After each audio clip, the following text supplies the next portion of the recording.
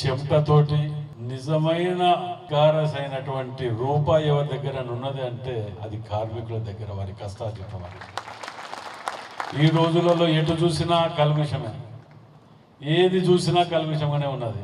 మరి మీ సమస్యల్ని ఈ అసెంబ్లీ సమావేశాల లోపట్నే తప్పకుండా మేము, సీతక్క గారు కూడా ఇప్పుడు అంటున్నారు, వీటి గురించి మనకు పుణ్యం దక్కితే తప్ప మనం తప్పకుండా చేసుకోవాలి దీన్ని అని చెప్పి ఆలోచనతోటి ఇచ్చిన వాగ్దానాలు ఏవైతే ఉన్నాయో వాటిని కూడా వాస్తవం చెప్పాలంటే ముఖ్యమంత్రి రేవంత్ రెడ్డి గారు రాత్రి పగలు నిజంగా కూడా వారి యొక్క ఆలోచన విధానం అందరం, నేను కూడా అనుకోలేదు 100 స్పీడ్తో ఉరుకుతున్నాడు అనుకున్నా, కానీ అది 1000 స్పీడ్తో ఉరుకుతున్నాడు.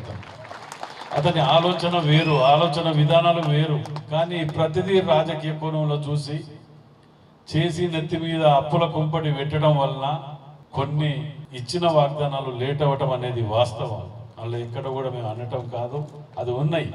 కానీ దయచేసి మేధావులందరికీ కూడా విజ్ఞప్తి, చేయని చెప్పేటప్పుడు చేసినవి కూడా 4 చెప్తే మేము కొద్దిగా సంతోషపడతాం. అది బాధ.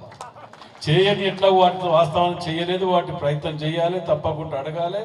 మీతో పాటు మేము కూడా అన్నది ఇది. మరి రోడ్డు మీదకి పోతే పెన్షన్ అంటారు, స్కూటీ అంటారు, లేకపోతే తులం బంగారం అంటారు. మరి వీటన్నిటి గురించి ఆలోచన చేయాలి అన్నప్పుడు తప్పకుండా చేసి తీర్థం అనేటువంటి అనుమానం లేదు. 2 రోజులు ఎనుకో ముందో కానీ తప్పకుండా గుర్తున్నాయి. వాటన్నిటిని కూడా నేను తప్పకుండా చేస్తానని చెప్పి